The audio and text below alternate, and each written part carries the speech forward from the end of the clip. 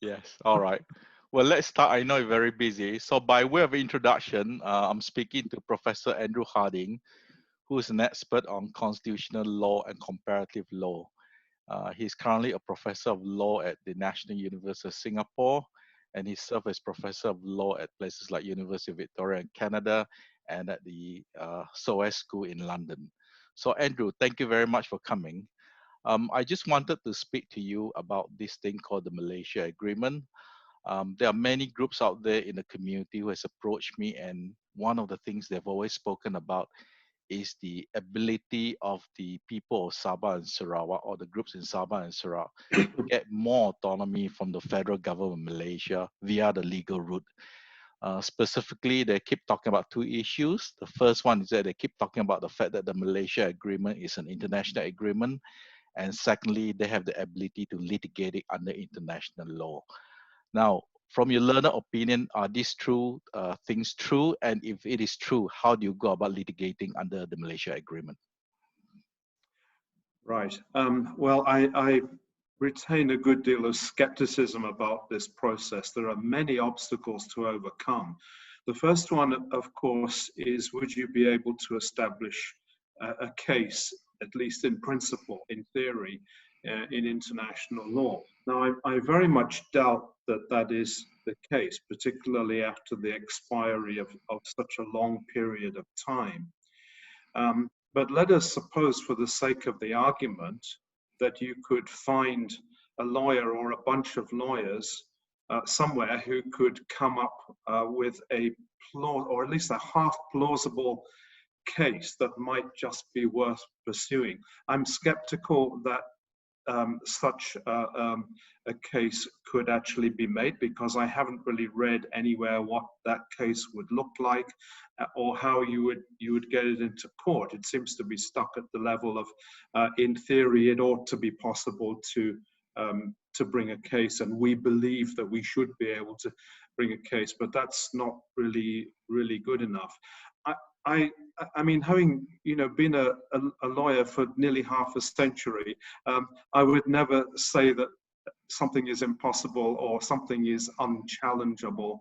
I think it's always possible that you could come up with some sort of a half-decent argument that might just swing a judge in court, but is not actually very likely to do so. An example of that would be the Hindraft litigation in London, which really did not get off the ground at all, and the judge simply said there is no cause of action in this matter. And I think something like that would probably happen in the scenario that you're envisaging. But let's suppose, just for the sake of the argument, that somebody could argue that there is a breach of international law, specifically by the Malaysian government, and conceivably also by the United Kingdom government, in terms of failure to implement the Malaysia Agreement, or in the case of the UK, failure to pressurize the Malaysian government to implement the Malaysia Agreement. Let's just suppose that something along those lines could be maintained. What you'd then be looking at is a forum, and it would be the ICJ, I think, would be the obvious forum that you would go to. You would then be tied up for many years with a case of this kind. That's assuming that it's not thrown out right at the beginning, which I think is the most likely scenario. But let's assume that it's not. You would then be tied up for a long time. Think of the Horsburgh Lighthouse case between Malaysia and Singapore. How long has that been going on? I think I first heard of that when I was young, and I'm now old. It's been going on that long, and that is a relatively simple matter compared with the whole issue of the Malaysia Agreement that involves so many problems, the 18 points and what have you, and how would you prove lack of implementation? Let's supposing after years of pleadings and proceedings and evidence and witnesses and so on and documentation, you got to that point, and let's assume further that the court said that you were right. What would the remedy then be in such a case? if you're in the area of international law, they could make a decision, but who is to say that anybody would abide by that decision? There's no enforcement mechanism in international law. And as we saw with the South China Sea litigation, China went into that litigation, litigated the matter, received an adverse result, and then simply ignored it.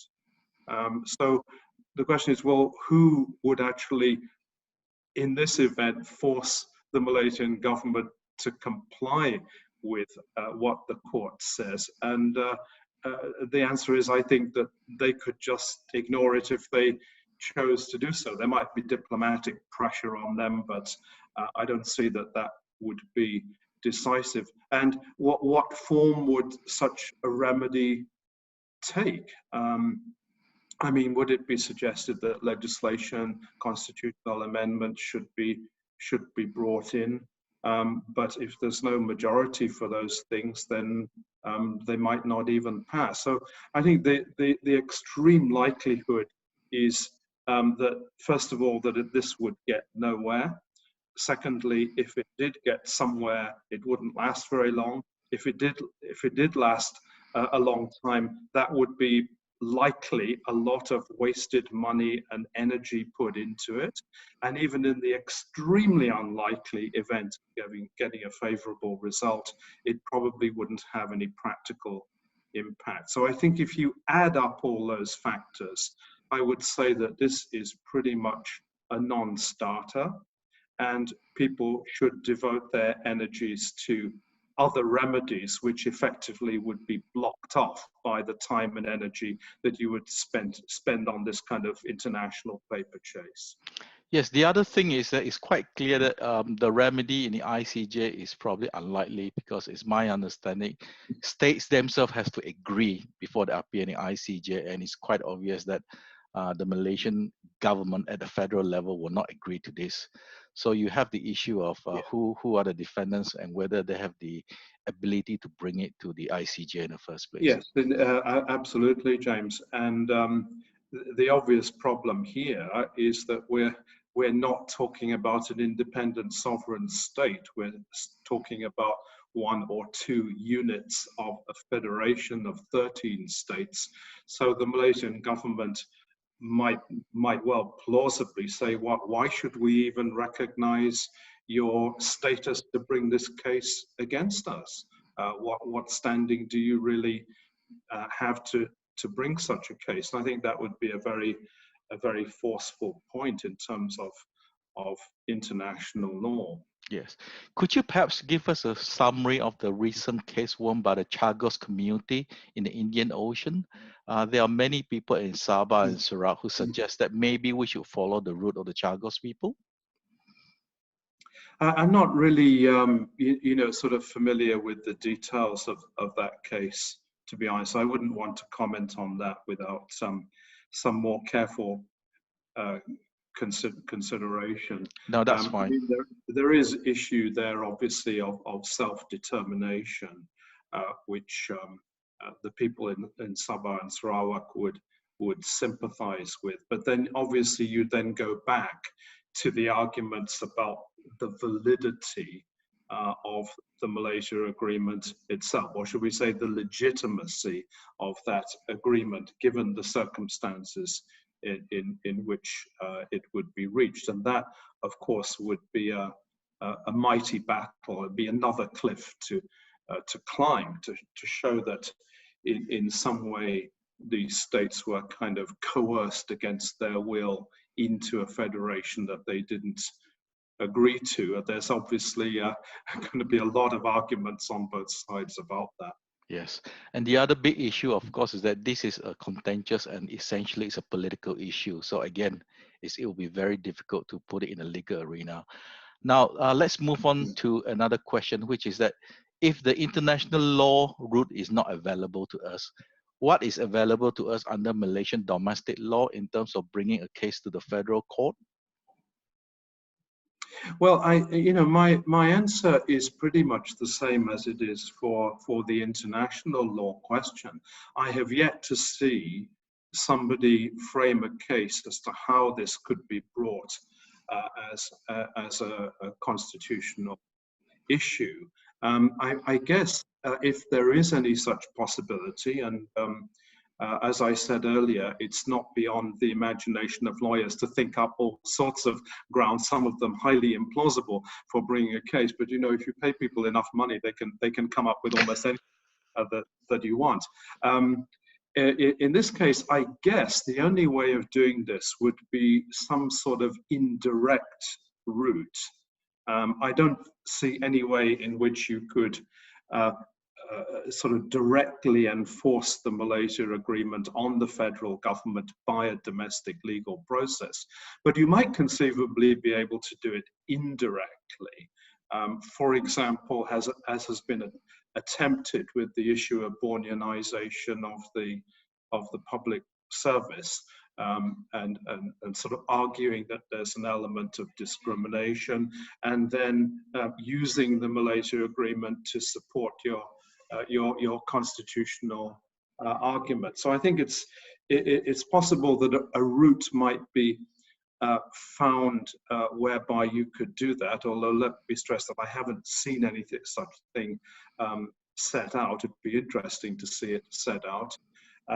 Then you've got the same sort of obstacles, maybe not quite so bad as the domestic level as at the international level, in terms of how you could proceed with it.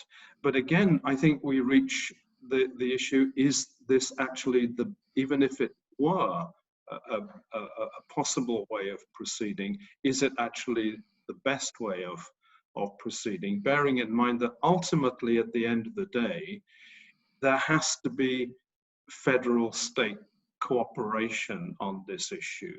And suing people is not necessarily a good way of getting their cooperation. So maybe the political diplomatic route might be more promising. But I can understand the frustration of those who might say, well, look, we've already tried that and it hasn't really worked. You have to continue to push on that door before it will ever open, would be my answer to that. Yes. Well, people like myself who have looked at the issue quite closely from the political angle have always argued that perhaps one route to look at is actually to reset the rules on federal-state relations. In the Malaysian case, what is very unique about the federal-state system in Malaysia is that there are very clear rules. We've got 3 lists which lays out very, very clearly who owns what, who has the power to deal with this. I'm thinking that maybe in terms of issues related to the Malaysia Agreement and the tensions between Sabah and Sarawak and Putrajaya, we may have to look at a separate list, even to the extent of having, say, maybe list number 4 rather than just 1, 2, 3, maybe a 4th list that deals specifically with Sabah and Sarawak. And also, I think many people keep forgetting that when we talk about Sabah and Sarawak in the federal system, we must not forget that the federal system also applies to the other states in the peninsula. And we know that there are certain states have very, shall we say, very touchy relationship with Putrajaya. We can think of Kelantan, they have sued them, Terengganu have sued for the Petronas money, and of course Johor is just looking for an excuse to sue them. So we really perhaps need to look at the overall structure of the federation. So in some cases, this is exactly what you're talking about. We need to come up with a political solution rather than a legal solution. And I think the legal solution should be the route as sort of a last resort, rather than looking at it purely to try to get the courts to decide. It's my understanding, and you can correct me on this, that generally speaking, the highest court in Malaysia from the time of independence until now, they try to shy away from constitutional issues. Is that right? Well, on the whole, I think looking at the whole period since 1957, you'd have to say they have been extremely cautious with constitutional issues. On the other hand, in recent times, we've seen a much more engaged approach when you look at cases like Indira Gandhi and Semanya Jaya and so on. The judges finally seem to be engaging at a kind of real level with constitutional issues, and that in itself is promising from a number of aspects, not least this particular aspect. But I think you're right that essentially then you would be kind of tugging at parts of the problem rather than actually confronting the problem very centrally. And I like very much your idea of a kind of renegotiation of the federal bargain. Let's just look back a bit to the beginning. I mean, actually, I do think the original division of powers and the way in which that was implemented with a concurrent list as well, and with a number of constitutional provisions that create a kind of flexibility, was extremely good. This was mainly the work of Ivor Jennings at the time, who was a past master of this sort of thing. And the proof of the pudding is that that deal has stood the test of time for 60 years with hardly any variation whatsoever. The Sabah Sarawak bit is more like an add-on to the original bargain. It's not really a renegotiation of the original bargain, which arguably it should have been. Looking back, perhaps there should have been a completely new constitution in 1963 instead of simply an amendment of the 1957 constitution. So I think ultimately, and maybe this might be a problem for people in Sarawak because they might be depressed at the thought of it, but you'd have to get into a very tough and long negotiation about every aspect of federal state powers and federal state relations. And as you correctly point out, that also implicates the other states, because we are talking about a bargain between different subjects of the federation. So they can't be simply put on one side and be told, well, this is not really your business, this is just directly with Sabah and Sarawak. That's really not going to work. But I think at the end of the day, and I think this is a positive point really against litigating, it is really to ask, well, assuming that you could actually enforce the Malaysia Agreement, I mean, why is that the test of what is right and what is successful? Why not look at what the situation ought to be, in principle now, rather than try to enforce something from the past? Because the situation has changed. Demands may be completely different from what they were in 1963. I think, some of you political scientists, yourself, Chin Huat and so on, have mentioned issues like education and policing and other matters that could very easily and profitably be devolved to the state level. So I would say I agree with you. We should look at these issues de novo, not be obsessed by what may or may not have happened in the past. Well, thank you very much for taking the time to talk to me, Andrew. As I mentioned, a lot of people have asked me about this issue. I look at it primarily from the aspects of political scientist, but I thought I should speak to somebody like you who's a real expert on constitutional law to give us, basically the wider picture on what is legally possible, what is likely possible, and what is probably the way forward. Well, thank you again, Andrew, and good evening to you. It was very, very nice to talk to you, James. Thank you. It's been a pleasure. Okay. Bye, Andrew. Bye-bye now. Bye.